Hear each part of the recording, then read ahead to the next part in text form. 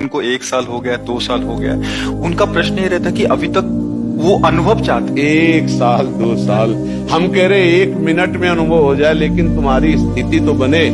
अब तुम 2-4 माला इधर किए हो, इसके बाद विषय सेवन भी कर रहे हो, संसार की राग रंग का भी, तो आप क्या समझते हो? गंगा नहाया, नाली में कूद गए तो आप पवित्र हो गए क्या? समझ रहे हो? एक बार गंगा नहाया, पवित्रता की सुरक्षा कीजिए। अपवित्रता ना होने पावे तो तुम्हें महसूस होने लगेगा मैं निष्पाप हो रहा हूँ। लेकिन गंगा भी नहाते हैं और गंदी नाली में भी कूदते हैं, फिर क्या अनुभव होगा? 1 साल क्या तन्मयता पूर्वक भजन किया। हम 1 मिनट की बात कर रहे हैं, 1 साल तो बहुत होता है। 1 मिनट सर्वतो भावेन परमात्म चिंतन में डूब जा, 1 मिनट में आनंद मिलने लगेगा। लेकिन 1 मिनट तो मन को संभाल नहीं सकते। ईमानदारी से देखो, 1 मिनट लक्ष्य में मन को नहीं लगा सकते, 1 मिनट देह का विस्मरण जागते हुए नहीं कर सकते, और कह रहे हो 1 साल से भगवान। मर्जी सीधा आते, लीला दर्शन नहीं हो रहा। लीला दर्शन भगवदार, हाँ, ये सब जो मनाया सो इंद्रियों का विलास चल रहा है। लीला दर्शन शांति अभ्यर्थ कालत्वम विरक्तिर्मान शून्यता सा बंदा समुत्कंठा नाम गाने सदा आसक्ति तद्गुणाख्याने प्रीति तद्वसति स्थले। अभी लीला में प्रवेश हो जाएगा। शांति, तुम्हें थप्पड़ मारे, कोई गाली दे, तुम्हारा अपमान करे, तिरस्कार करे, अंदर कोई हलचल नहीं, और उसका मंगल करते जी अनुसहन निंदक तीनों पे अनुग्रह क्यों।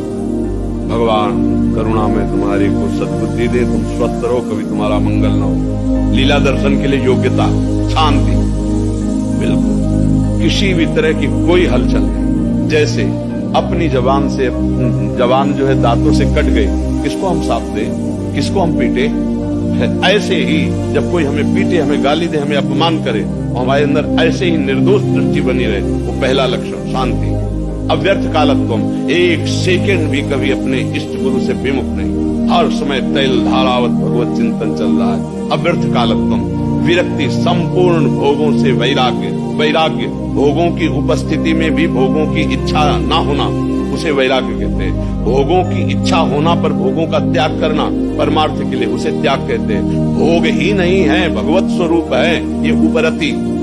भोगों की उपस्थिति में भी भोगने की इच्छा ना होना, उसे वैराग्य कहते हैं। विरक्ति, मान शून्यता, किसी भी तरह के कोई मान सम्मान की गंध भी हृदय में न रह जाए। मान शून्य, आशा बंदा, दृढ़ आशा मुझे भगवान की प्राप्ति होगी। समुत्कंठा नाम गाने सदा रुचि, उत्साह पूर्वक निरंतर नाम गुण कीर्तन लीला गायन लीला चिंतन का अभ्यास किया जा रहा है। समुत्कंठा नाम गाने सदा आसक्ति तद्गुणाख्याने, अपने आराध्य देव की चर्चा करने में आसक्ति हो, और प्रीति तद्वसित स्थले, जहाँ हमारे गुरुदेव, जहाँ हमारे आचार्य, जहाँ हमारे इष्ट विराजमान है, उनकी जो लीला भूमि, उसमें परम प्रीति हो। अभी ये लक्षण आ जाए लीला चिंतन में हमें, पर अभी एक गाली दे तो बर्दाश्त नहीं होगी।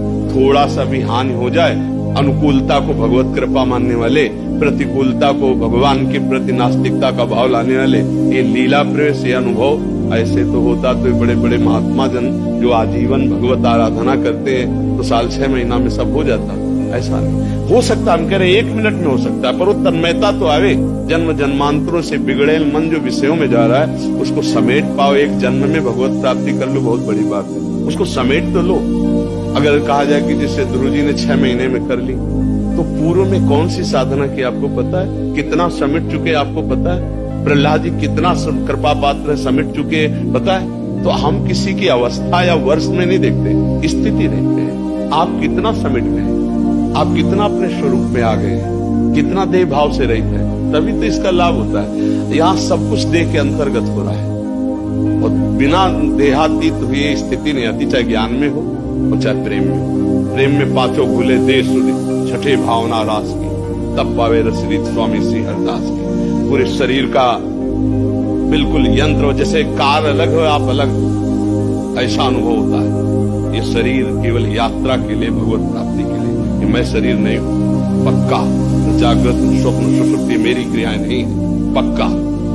ये काम क्रोध लोभ मोह मद का आकर्षण मेरे में नहीं है, ये इंद्रियों में आकर्षण है, और इस आकर्षण में इनको जाने नहीं देंगे, क्योंकि हमारी अनुमति के बिना कुछ हो पड़ता है कि तो मनमानी आचरण। जी फिर तो ये बहुत कठिन लग रहा है। हाँ, कठिन अपने तैर कर जाने में कठिन, गुरु कृपा में कुछ नहीं। मोक्ष मूलम गुरु कृपा, समझ रहे हो? गोदी में लेके पहाड़ चढ़ने का जिसको अभ्यास है उसको लेके चढ़ जाएगा, तो जो गोदी में उसको क्या परिश्रम। इसीलिए तो गुरु कृपा कहा गया है। ध्यान मूलम गुरु मूर्ति, पूजा मूलम गुरु पदम, मंत्र मूलम गुरु वाक्यम, मोक्ष मूलम गुरु कृपा। बस गुरुदेव की आज्ञा में चल ले तो हम नहीं चढ़ सकते, लेकिन गुरुदेव हमें चढ़ा देंगे। इसीलिए तो आए, वो स्वयं भगवान गुरुदेव रूप में आए हमें परम पद प्रदान करने के लिए। वही परम तत्व ही गुरुदेव रूप धारण करके आता है, हमको परम पद प्रदान। सोई जाने जिह देव जनाई, जानत तुम्हें तुम्हें हो जाए। तो अपने लिए तो कठिन है, लेकिन गुरुदेव के लिए कठिन नहीं, वो तो देने ही आए। इसीलिए गुरु परंपरा, आचार्य परंपरा बनी, उनकी शरणागत होकर सच्ची कहते, जो बड़ी बड़ी साधनाओं से निर्विकारता का अनुभव नहीं होता, वो गुरु कृपा से सहज में हो जाता है।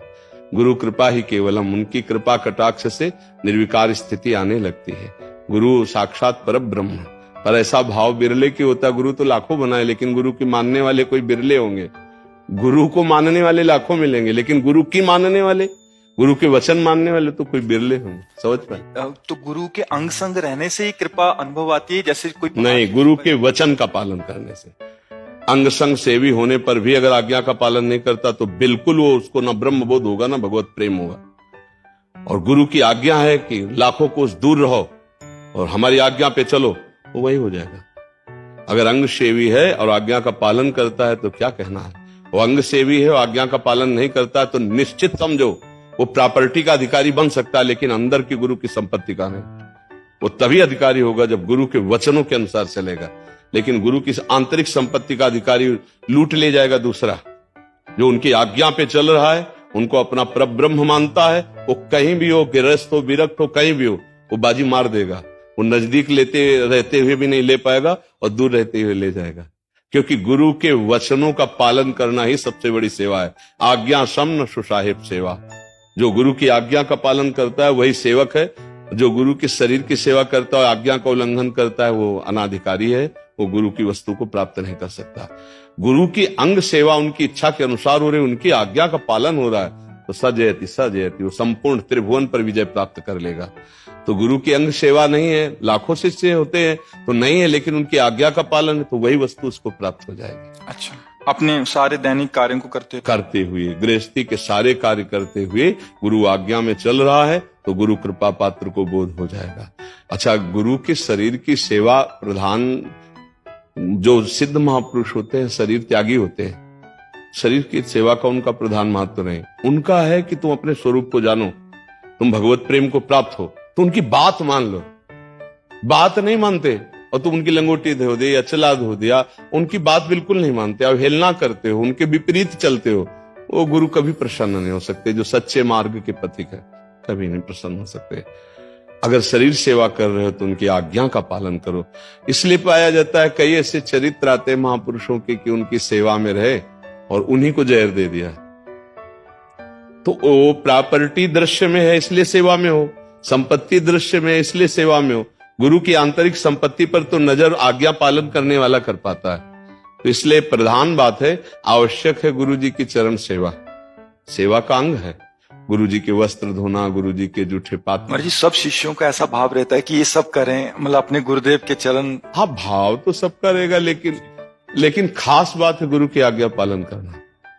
जैसे गुरुदेव को साष्टांग दंडवत ऐसे सब ना, तो फिर वो कई बार इस बात को कहा कि देखो दंडवत करना खास बात नहीं है, हमारे पास आना खास बात नहीं है, खास बात है हमारी बात मानना।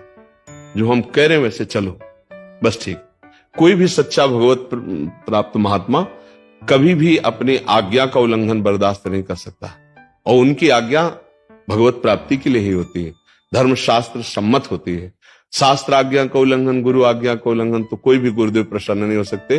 पैर दबाओ आप, रबड़ी रसगुल्ला और कपड़ा लत्ता, ये तो सब पार्थिव वस्तु है, कोई गुरु इन पर प्रसन्न थोड़ी होगा। वो तो प्रसन्न होगा अपनी आज्ञा का पालन करवाने के लिए। प्रायः देखा गया है बड़े बड़े महापुरुषों को कि आज्ञा पालन में ही वो दृढ़ हैं कि अगर हमारी आज्ञा का पालन नहीं तो आप हमारे शिष्य नहीं हो, आप हमारे नहीं हो। आज्ञा पालन हो रहा तो लाखों कोस दूर है और भगवत प्राप्ति कर लिया, गुरु कृपा प्राप्त बन गया, ऐसा देखा गया।